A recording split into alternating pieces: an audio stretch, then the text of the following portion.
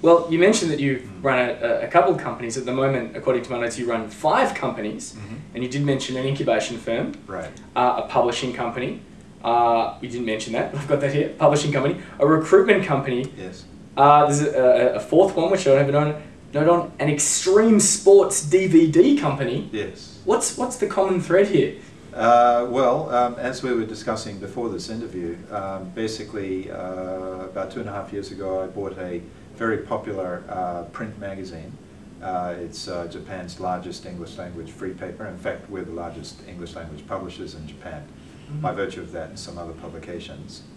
And it was quite obvious to me that even though the brand was very solid, they needed to scale the business. But what are you going to do when you've got a limited market, in this case the number of foreigners and their spouses in Japan? And we have more than 50% of the market by volume and more than 65% of the market by value in terms of ad spend.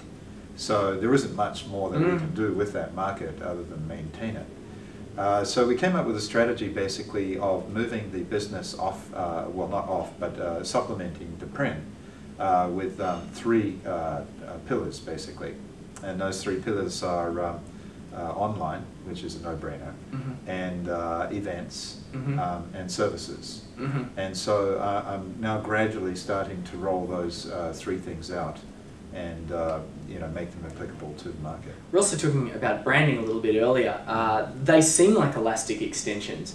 Are you keeping things under the same masthead or same brand, or are you different names? Yeah, the name of the publication is Metropolis, which is obviously a very portable name. And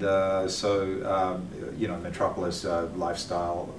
Our take is. It also could mean technology, such as the old film Metropolis, where the robot goes out of control. Right. Okay, it could, but it's not. It's not that yet. I like that one. But that's a good idea. Yeah, basically for us, Metropolis is the slant is foreign lifestyle in Japan. That's actually our tagline. And so we want Japanese to explore what it's like to mix with foreigners in Japan. Now, foreign lifestyle in Japan, of course, is a fairly broad range. You've got your expats, the bankers and so on, who are worth a lot of money, and then you've got your English teachers at the other end. What we're saying is that, foreigners, non-Japanese, in Japan, generally are having a good time. They know how to party. It's a youth dynamic, so we're basically appealing to people who are young or young at heart. And most of our events are partying type events. This is a B2C play, not a B2B play. So one of the things that we have done just recently is come up with a Metropolis Members Club. And we've been able to convince a number of previous advertisers who, in this economy, don't want to spend as much money to give us goods and services. And we filled out a calendar, 52 weeks of the year, with prizes, none of which is worth less than 500 Australian dollars. And do you charge a fee to be a member of this? At this stage, club? not. But what we're trying to do is create enough buzz in the real world. See, our main target for lifestyle and youth market is bars and restaurants. And so the other flip side of this is that we want to take, it's kind of interesting, it's kind of triangular. We've gone from print to online to real world and then back to print.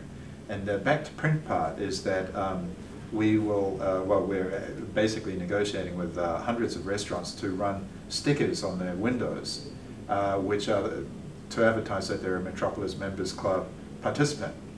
Next to the Amex sticker and the Visa sticker. Exactly. So, so we get credibility, and it's media. I'm not sure that we can do advertising on that sticker. We'll figure out something sooner or later. You might have major partners. Oh, well, I was thinking of actually little cards or something on the table to start with. But in any case, basically we're driving people around this pyramid, and we're doing something very key in the media sector these days, which is get away from the sponsors and get closer to the consumers. And if you have a look at successful media these days, subscriber model or consumer spend is a very, very key part of that. And I've noticed the emergence of a range of different sites that are pure subscriber models now as well too, where people will pay the premium not to have the ads, the banner ads thrust in their faces. Oh, well, that's right. A few of them pop up around the world as well too. Yeah. Now, you're in Australia now for as a guest of Austrade. Yes. What brings you here on this particular trip? Well, Austrade and Jetro are, needless to say, interested in having Australian companies go to Japan. JETRO? JETRO, the Japan External Trade Organization, which you would think it would promote Japanese firms abroad, but actually because it's difficult to get foreign companies to go to Japan, most of their time they're spending inviting foreign firms to go to Japan and set up in Japan. So if you're interested in doing business in Japan, write that name down. JETRO, JETRO, that's right. But Austrade can take you to the same places as well, so both organisations kind of complementary. And part of the focus of Terrie's here doing a number of lunches and meetings and what have you is to promote an area called Fukuoka,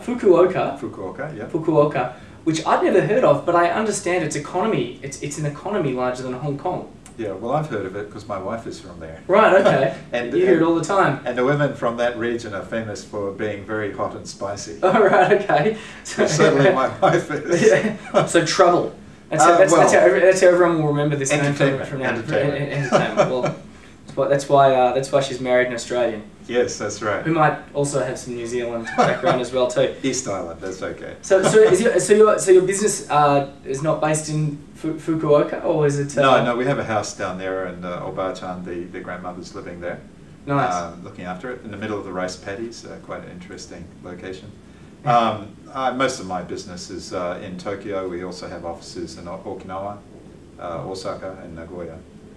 Excellent. Well, if you're interested in doing business in Japan, perhaps look this guy up if you can ever track him down. Okay. I'm easy to find. Just go to Google and type in Terrie Lloyd with Terrie. I-E and Lloyd with two L's. Lloyd, and I take the first 5 or 10 pages because, like you, I do a lot of authoring. I've got many articles out on the web and so Wide Magazine and a bunch of other places. I think right. I saw. Wonderful. Thanks so much, Terrie. Okay, great. Till next time. Signing off. Thank you.